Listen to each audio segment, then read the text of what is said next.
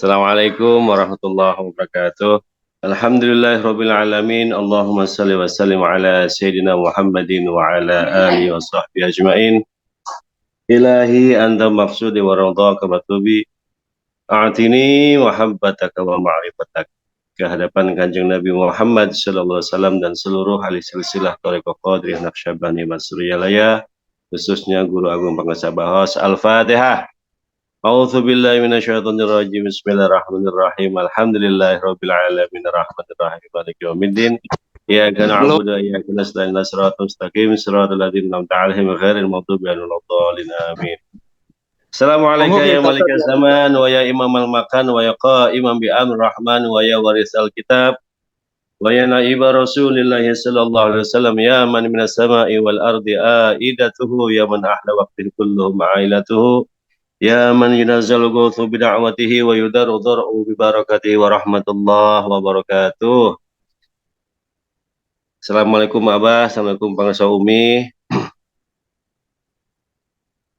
Yang saya hormati Pak Kiai Ismail dan para wakil talqin Bangsa Abah yang Abah Aos yang selalu diberikan kesehatan, keberkahan ilmu, dan mudah-mudahan para wakil talqin ini selalu mendapatkan tempat yang mulia di hadapan para ahli silsilah dan di depan kita semuanya. Amin ya rabbal alamin. Yang saya hormati para ikhwan semuanya, mohon izin melanjutkan apa yang menjadi seharusnya tugasnya Pak Kiai Ismail. Ikhwan dan akhwat yang dimuliakan oleh Allah, bahwa bulan ini masih memasuki bulan Jumadil Ula atau Jumadil Awal, di mana Pangresa Abah Aos memberikan pengingat bagi kita semuanya bahwa Fadailus Syuhur yang menjadi karya monumental dari Pangresa Abah Aos itu memberikan gambaran bagi kita bahwa apa yang tercermin di dalam kitab Fadailus Syuhur khususnya di bulan Jumadil Ula ini ada satu rangkaian parameter bagi kita semuanya untuk kemudian bagaimana seorang mursyid itu memberikan bimbingan kepada para murid, sehingga kemudian ada sebuah ikatan yang kuat, di mana ikatan ini dihubungkan dengan sebuah amaliyah yang akhirnya kemudian ikatan antara murid dan guru itu semakin kuat. Pangresa pernah mengingatkan kita semuanya, udkhulu fis-silmi kafah. Masuk Islamlah kita semuanya secara keseluruhan. Dan dalam bulan Jumadil Ula ini, Pangresa menyampaikan ada salah satu huruf di Jumadil Ula, yaitu huruf dal, di mana huruf ini dimaknai sebagai ad-din. Ad-din itu adalah agama. Huruf-huruf yang lain ini kalau misalkan kita cermati, ternyata Abah ingin menjelaskan bahwa ada pokok-pokok seseorang itu disebut beragama ketika kemudian pokok-pokok ini ada di dalamnya. Sebagaimana kita ketahui bahwa usuluddin itu harus ada 3 unsur, di mana salah satu unsurnya itu masing-masingnya tidak bisa terceraikan, dan ini harus saling menguatkan. Usuluddin itu kemudian di dalamnya adalah tentang berbicara tentang keimanan, bahwa seseorang itu disebut beragama ketika dia mengimani sesuatu, bahwa seseorang itu dikatakan beragama ketika kemudian dia melakukan konsekuensi dari apa yang ia yakini. Sehingga dalam agama Islam itu 3 pokoknya adalah ada iman, ada Islam, dan ada ihsan. Nah, 3 pokok ini itu dijelaskan oleh Pangresa Abah bahwa kita tidak akan sempurna agama kita kalau 3 unsur tadi itu tidak masuk di dalamnya. Kemarin kita sudah membahas bahwa yang namanya ketauhidan itu ternyata harus ada 2.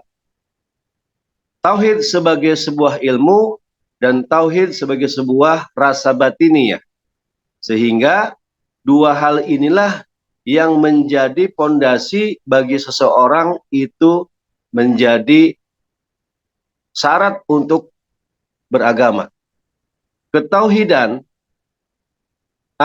keimanan adalah kemudian sebagai pondasi dasar di mana seseorang itu wajib memiliki kepercayaan, dan kepercayaan ini harus sesuatu yang sifatnya teoritis, dan keimanan atau kepercayaan yang sesuatu sifatnya adalah yang dirasakan di dalam hati. Nah, ikhwan dan semuanya, yaumiyah di dalam amaliyah keseharian yang dijelaskan oleh Pengarsa Abah Awas dalam Fadhailus Syuhur di Jumadil Ula, huruf terakhirnya adalah huruf ya, di mana Pengarsa menjelaskan bahwa huruf ya di dalam bulan ini adalah yaumiyah, di mana merupakan amaliyah harian yang dilakukan, yang diajarkan kepada mursyid oleh seorang syekh, yang kemudian dilaksanakan setiap hari sebagai salah satu acuan. Berbicara tentang makro agama, maka ini sesungguhnya adalah kita sedang diajarkan oleh Pengarsa bahwa yang namanya keberagamaan itu harus ada poin-poin penting yang masuk di dalamnya. Selain iman, Islam, dan ihsan ini, ada wilayah-wilayah kemudian harian yang itu kalau misalkan dalam konsep pendidikan yaumiyah yang dijelaskan dalam kitab ini adalah tentang menukik kepada masalah kurikulum. Bahwa seorang guru mengajarkan kepada muridnya itu tidak lepas daripada kurikulum yang telah ditetapkan oleh Kanjeng Nabi Muhammad Sallallahu Alaihi Wasallam, yang dimana kemudian kurikulum ini sumbernya adalah dari Allah Subhanahu Wa Taala. Nah, kurikulum inilah yang menjadi acuan dalam amaliyah harian seorang murid. Amaliyah yang ditetapkan oleh seorang guru kepada muridnya, ini adalah sebuah ketentuan di mana kompetensi yang ada di dalam amaliyah ini akan disesuaikan dengan kondisi muridnya masing-masing. Karena kondisi seorang murid itu tidak semuanya sama. Tidak semua kecerdasannya sama. Tidak semuanya umurnya sama. Di antara perbedaan-perbedaan inilah hebatnya seorang mursyid itu meracik, menyusun sebuah kurikulum, di mana kemudian kurikulum ini diberikan kepada murid-muridnya. Sebagai contoh, bahwa di antara para wakil talqin yang sudah mendapatkan mandat untuk melaksanakan amaliyah syaifi, yang saya baru tahu adalah Abah Jagat dan Ambu Jagat.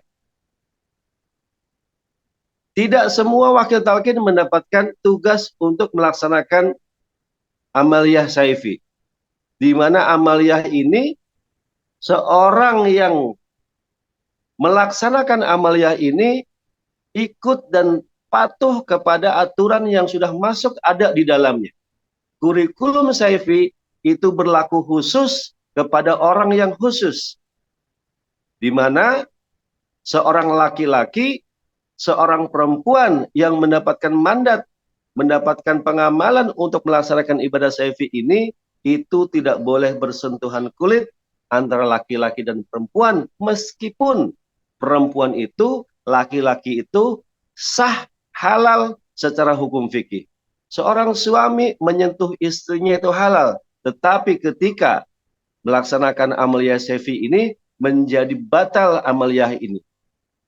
Dan hebatnya bahwa jenis apapun gendernya, usianya berapapun, ketika terjadi sentuhan fisik, maka ini menjadi batal. Dan ini adalah contoh adanya diferensiasi kurikulum yang diberikan oleh seorang mursyid kepada muridnya, melihat kapasitasnya, melihat kekuatan dirinya secara mental, secara batin, secara jasmaniahnya, setiap murid itu mendapatkan kurikulum yang berbeda-beda antara satu murid dengan murid yang lainnya.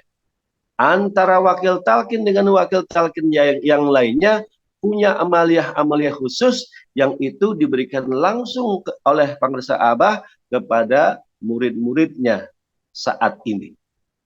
Nah, jadi berbicara makro agama tadi, bahwa untuk menyempurnakan keimanan, untuk menyempurnakan keislaman seseorang, untuk menyempurnakan keihsanan seseorang, ini kita semuanya harus tunduk dan patuh taat kepada apa yang ditentukan oleh seorang guru mursyid kepada muridnya.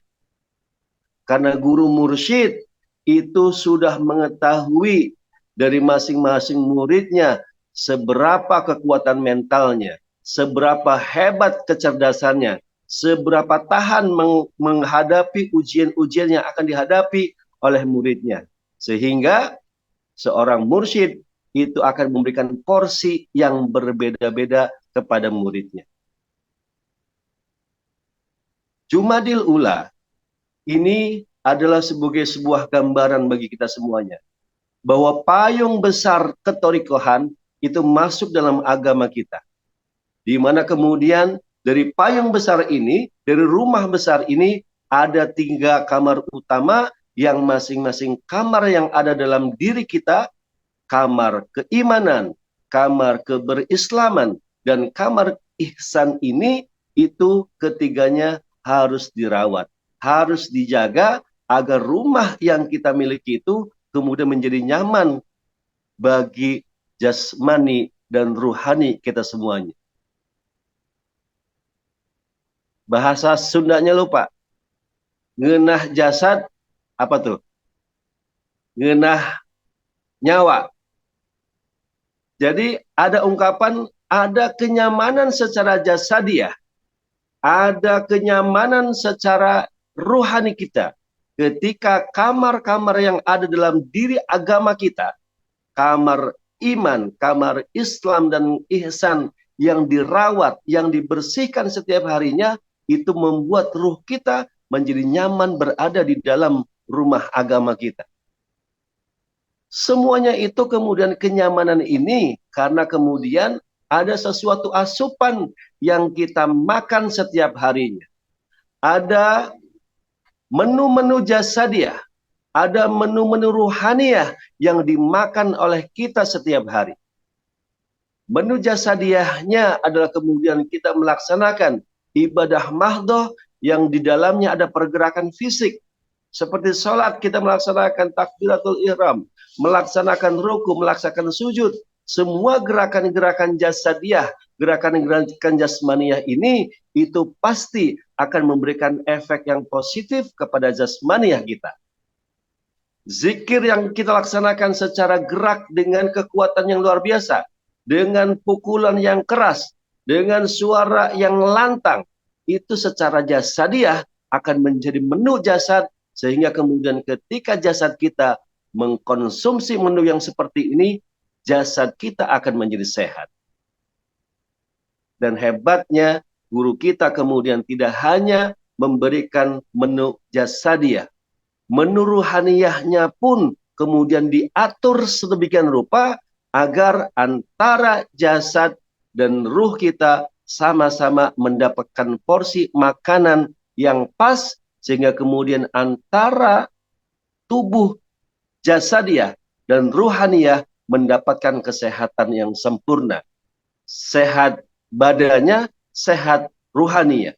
Cager, bager. Arahnya bahwa ini semuanya kita sampai kepada ke arah sana. Bahwa untuk sampai kepada wilayah cager, bager, itu banyak komponen yang harus kita rapikan. Banyak komponen yang harus kita siapkan. Yang harus kita bangun, kita rawat, sehingga komponen-komponen beragama ini itu tidak mengalami gempa di dalamnya. Tidak mengalami guncangan, tidak mengalami gangguan-gangguan. Karena apa? Karena tentunya bimbingan dan mentoring, monitoring dari mursyid kita, dari guru kita terhadap amaliyah kita. Ikhwan dan akhwat yang dimuliakan oleh Allah. Pangersa menjelaskan bahwa yaumiyah itu tidak lain tidak bukan adalah kemudian sesuatu yang diminta oleh sahabat Nabi Ali bin Abi Thalib kepada kanjeng Nabi. Ketika Ali bin Abi Thalib meminta kepada Rasulullah, ya Rasulullah, berikan aku cara yang cepat, cara yang mudah untuk sampai kepada Allah, maka kemudian diberikanlah amaliyah ini yang menjadi amaliyah yaumiyah kita. Abah menjelaskan bahwa apa yang menjadi fondasi yaumiyah kita adalah zikrullah. Zikir yang bagaimana? Zikir yang telah diberikan kepada para sahabatnya, yaitu kepada Abu Bakar Siddiq dan kepada Ali bin Abi Thalib. Sehingga fondasi amaliyah kita itu kokoh di dalamnya. Kokoh secara jasadiah dan kokoh secara ruhaniyah. Karena ada zikir jahar yang menjadi pondasi jasmaniah kita dan ada zikir khafi yang menjadi pondasi rohaniyah kita. Ikhwan dan akhwat, Abah lebih tegas menjelaskan karena zikir yang seperti ini yang diberikan kepada Sayyidina Ali adalah amaliyah yang paling cepat untuk sampai kepada Allah. Itu yang pertama. Yang kedua, amaliyah ini adalah amaliyah yang paling mudah untuk kemudian sampai kepada Allah. Sudahnya mudah, cepat sampai kepada Allah.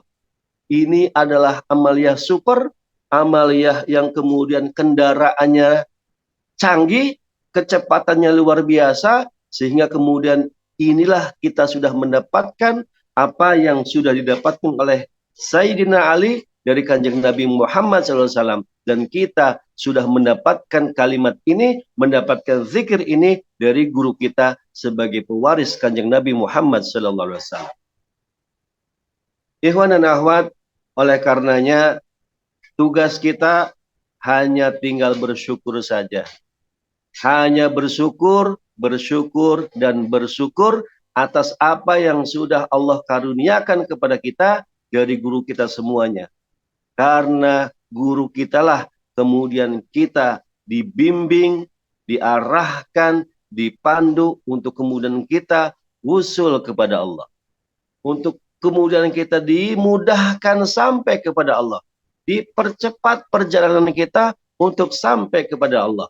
Sehingga orang yang kemudian sudah dibimbing seperti ini, targetnya dari kurikulum yang dijabarkan oleh guru kita dalam amaliyah daily rutin kita semuanya, amaliyah harian dalam 24 jam ini adalah guideline bagi kita, adalah parameter bagi kita, arahan bagi kita, supaya kita semuanya jangan keluar dari rambu-rambu yang telah ditetapkan oleh guru kita.